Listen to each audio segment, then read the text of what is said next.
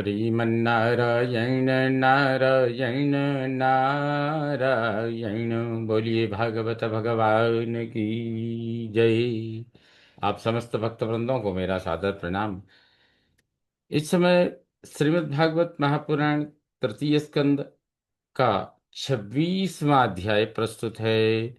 अथ षड्विंशोऽध्यायः। अथ षड्विंशोऽध्यायः। कपिल उवाच अथ ते सम्प्रवक्ष्यामि तत्त्वानां लक्षणं पृथक् यद् विदित्वा विमुच्येत पुरुषः प्राकृतैर्गुणैः।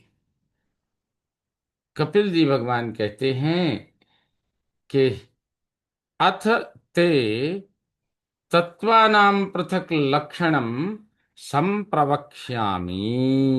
अब तुमसे तत्वों का अलग अलग लक्षण बतला रहा हूं। अथते अब इसके बाद मैं तुमसे तत्वानां पृथक लक्षणम तत्वों का अलग अलग लक्षण संप्रवक्ष्यामि बतला रहा हूं, कहता हूं।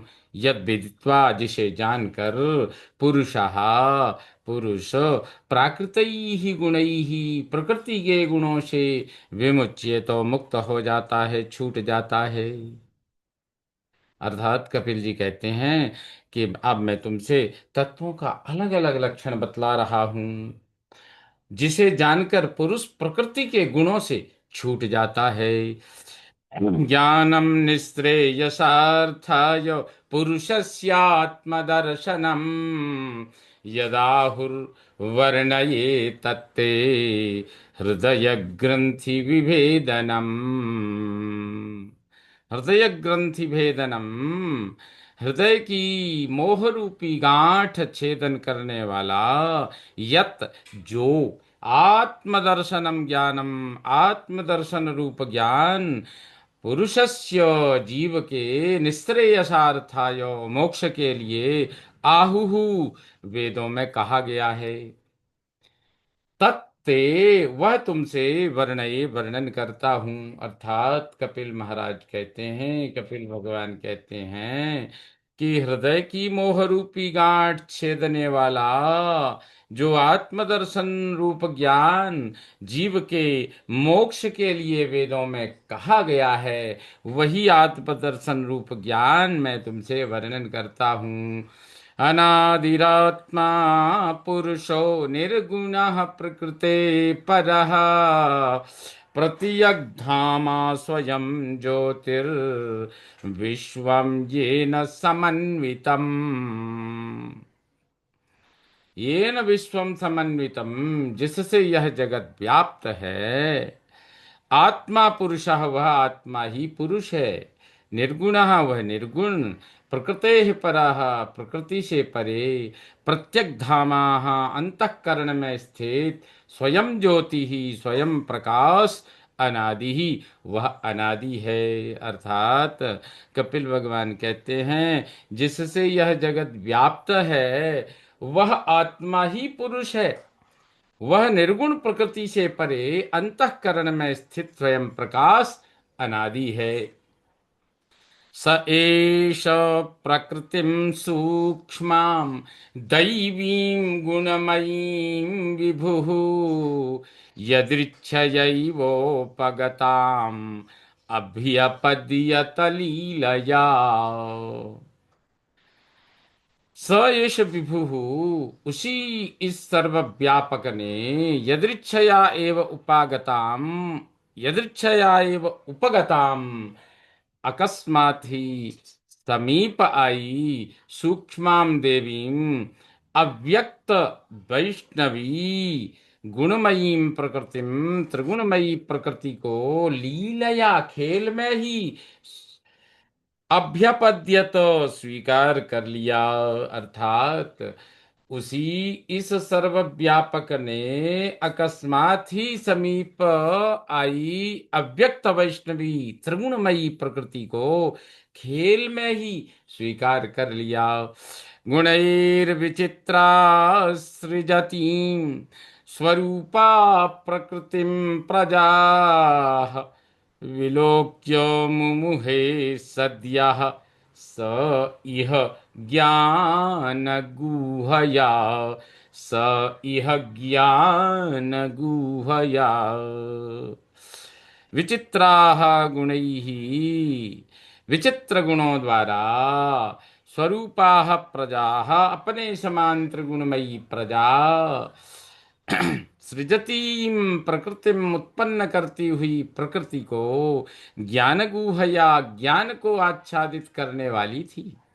विलोक्य उसे देखकर स इह वह पुरुष यहाँ जगत से सद्यः मुमुहे तुरंत मोहित हो गया। अर्थात विचित्र गुणों द्वारा अपने समान त्रिगुणमयी प्रजा उत्पन्न करती प्रकृति को जो ज्ञान को आच्छादित करने वाली थी, यह देखकर वह पुरुष यहाँ यानी जगत में तुरंत मोहित हो गया। एवं पराभिध्यानेन कर्तृत्वं प्रकृते पुमान् कर्मसु क्रियमाणेषु गुणैरात्मनि मन्यते। एवं इस प्रकार प्रकृते ही गुणै ही प्रकृति के गुणों द्वारा कर्मसु कर्मों के क्रियमाणेषु किए जाने पर भी पर अभिध्यानेन अपने से भिन्न को अपना स्वरूप मानने से आत्मनि कर्तृत्वम अपने में उन कर्मों का कर्तापन मानता है। अर्थात आत्मनि कर्तृत्वम अपने में उन कर्मों का कर्तापन मन्यते मानता है। अर्थात इस प्रकार प्रकृति के गुणों द्वारा कर्मों के किए जाने पर भी अपने से भिन्न को अपना स्वरूप मानने से अपने में कर्तापन मानता है। तदस्य संसृतिर्बन्धः पारतन्त्र्यं च तत्कृतं भवत्यकर्तुरीशस्य साक्षिणो निवृतात्मनः तत् तत्तत्कृतम च उसी से उस भ्रांत मान्यता के द्वारा ही अस्य अकर्तुः इस अकर्ता साक्षिणः ईशस्य साक्षी समर्थ निवृत्त आत्मनः आनंद स्वरूप की संसृति ही बंधः आवागमन रूप बंधन च पारतंत्र्यम तथा परतंत्रता भवति होती है। अर्थात इसी से उस भ्रांत मान्यता के द्वारा ही इस अकर्ता साक्षी समर्थ आनंद स्वरूप की आवागमन रूप बंधन तथा परतंत्रता होती है। कार्य कारण कर्तृत्वे कारणं प्रकृतिं विदुः भोक्तृत्वे सुख दुःखानां पुरुषं प्रकृते परम। कार्य कारण कर्तृत्वे कार्य अर्थात शरीर और कारण अर्थात इंद्रियां कर्तृत्वे कर्तापन में हे कारणम हेतु प्रकृतिम विदुहु विद्वान प्रकृति को जानते हैं।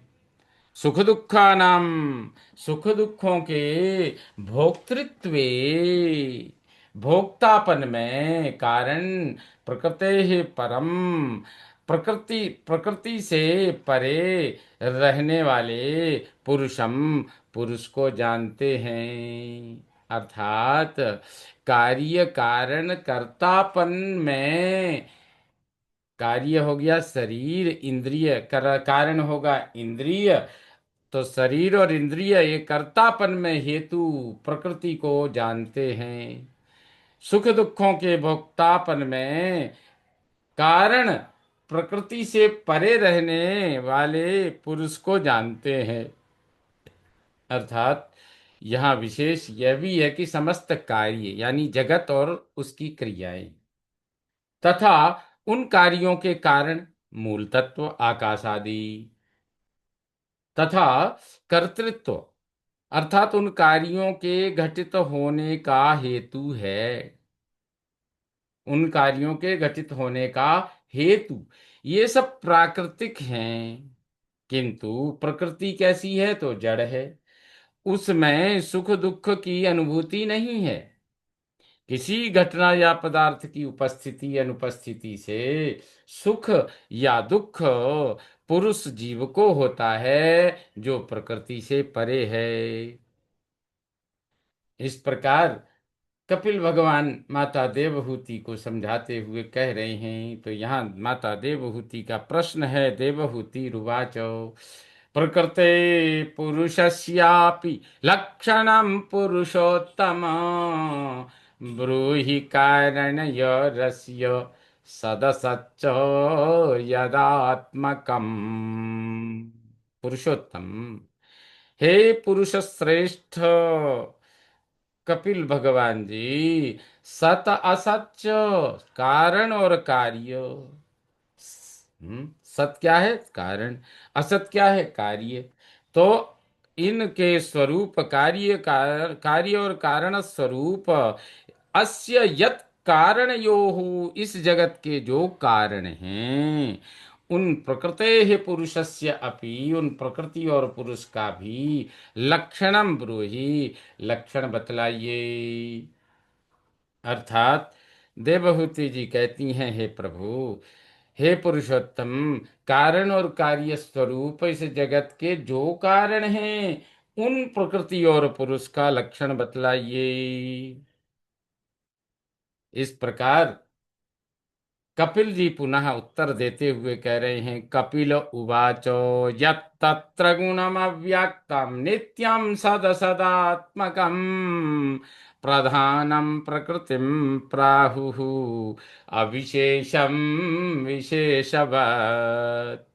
यत्र गुणम, जो त्रिगुणमयी, अव्यक्तम नित्यम, अव्यक्त नित्य, सत सत आत्मकम, कारण और कार्य स्वरूप, अविशेषम निर्विशेष होकर भी विशेषवत, सब विशेषता युक्त सी लगती, विशेषवत सब विशेषता युक्त सा लगता, प्रधान, प्रधानम वह प्रधान तत्व है, तत्प्रकृतिम प्राहु, उसी को प्रकृति कहा जाता है। कपिल भगवान कहते हैं, हे माता, जो त्रिगुणमयी अव्यक्त नित्य कारण कार्य स्वरूप निर्विशेष होकर भी सब विशेषता युक्त सा लगता है, वह प्रधान तत्व है। उसी प्रधान तत्व को प्रकृति कहा जाता है। पंचभिः पंचभिर्ब्रह्म चतुर्भिः चतुर्भिर्दशभिस्तथा एतच्चतुर्विंशतिकं गणं प्राधानिकं विदुः। पंचभिः, पांच, फिर पंचभी, फिर पांच, फिर चतुर्भी चार, और दसभी 10, एतात इन चतुर्विंशतिकम गणम, 24 को ब्रह्म यानी विद्वान, प्राधानिकम विदुः, ये प्रकृति का कार्य जानते हैं। प्रकृति के कार्य को विद्वान प्रकृति का कार्य जानते हैं। तो ये चतुर्विंशति, इन 24 को, तो 5 और 5 10 और 4 14 और 10 24, ये जो हैं, अब ये 5 और 5 और 4 और 10 ये क्या हैं? तो इनको आगे बता रहे हैं। महाभूतानि पंचैव भूरापोऽग्निमरुन्नभः तन्मात्राणि च तावन्ति गन्धादीनि मतानि मे। यहाँ भगवान कपिल कहते हैं, माता, महाभूतानि पंच, महाभूत जो है वो 5 हैं। मे मतानी, मेरे मत में महाभूतानी, महाभूत पंच एव, पहले 5 ही हैं। वो कौन से हैं? वो महाभूत, महाभूत 5, उनके नाम भी दे रहे हैं। भू, आपः, अग्नि, मरुत और नभः। तो पृथ्वी, जल, अग्नि, वायु और आकाश, ये पंच महाभूत हैं। तन्मात्राणी च, और तन्मात्राएं भी पांच हैं। वो कौन कौन सी हैं? तो गंधादीनी, गंध अर्थात गंध, स्पर्श, रूप, रस और शब्द। तो गंध, रस, रूप, स्पर्श और शब्द, ये तावंती उतनी ही पंच तन्मात्राएं भी होती हैं। तो ये पांच और पांच जो थे वो हो गए पंच महाभूत, पंच तन्मात्राएं। उसके बाद ये कहते हैं, जो फिर से अर्थात मेरे मत में महाभूत पहले ही पांच हैं। उनमें पृथ्वी, जल, अग्नि, वायु और आकाश। और तन्मात्राएं भी उसी क्रम में लीजिए तो पृथ्वी की तन्मात्रा गंध, तन्मात्रा गंध है। और जल की रस है। और अग्नि की रूप है।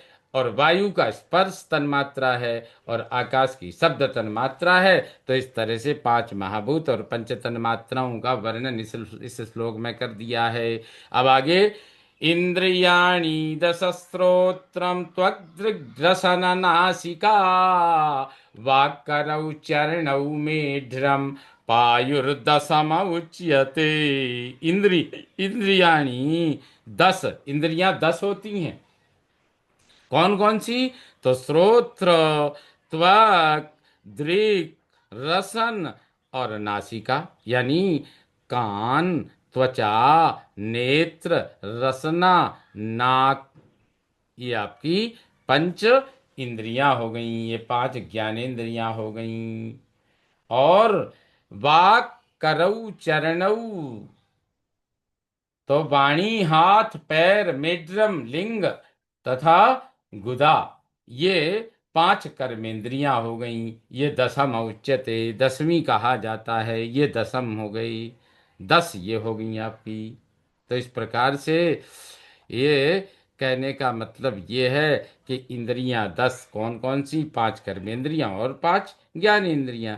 तो पांच पहले ज्ञानेंद्रियों को गिनाया। पांच कौन है? कान, त्वचा, नेत्र, रसना और नाक। फिर पांच जो कर्मेंद्रियां हैं, वाणी, हाथ, पैर, लिंग और गुदा। तो ये दस इंद्रियां हो गई हैं। आप चार जो बताए थे, मनोबुद्धिरहंकारश्चित्तमित्यन्तरात्मकम् चतुर्धा लक्ष्यते भेदो वृत्त्या लक्षणरूपया।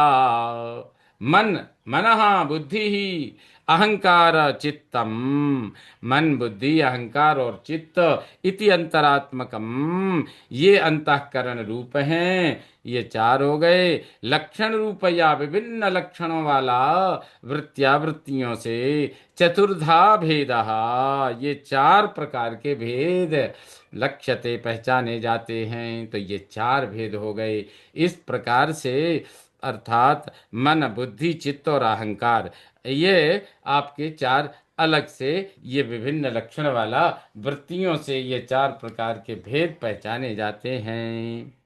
इस प्रकार ये आपके पंच पंच चत्वारी हैं। ये जो आया था पीछे, पंच पंच पंचभिः पंच पंच एतच्च पंचभिः पंचभिर्ब्रह्म चतुर्विंशत दश दस चतुर्भिर्दशभिस्तथा। तो ये पंच पंचभी, पांच और पांच दस, और चार ये 14, और 10 जो इंद्रियां हैं, पांच कर्मेंद्रियां, पांच कर्मेंद्रियां, ये चतुर्विंशति के जो गण हैं, ये इस प्रकार से बता दिए गए हैं। कह रहे हैं, एतावानेव संघातो, एतावानेव संख्यातो ब्रह्मणः सगुणस्य सन्निवेशो मया प्रोक्तो यः कालः पंचविंशकः। एतावान मया प्रोक्तः, मया प्रोक्ता मेरे द्वारा बतलाया गया, सगुणस्य, सगुण स्वरूप कहीं ब्रह्मणा परमात्मा का, एतावान एव इतना ही, सन्निवेश स्वरूप भेद संख्यातः गणना किया गया है।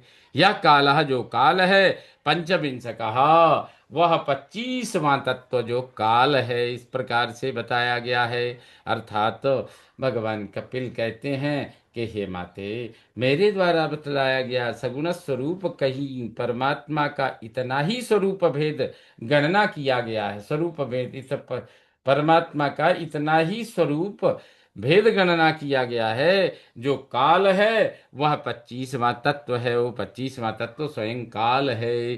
श्रीमन्नारायण नारायण नारायण। बोलिए भागवत भगवान की जय। इस प्रकार श्रीमद् भागवत महापुराण तृतीय स्कंद 26वें अध्याय का यह 15वां श्लोक संपन्न हुआ। श्रीमन्नारायण नारायण नारायण। बोलिए भागवत भगवान की जय।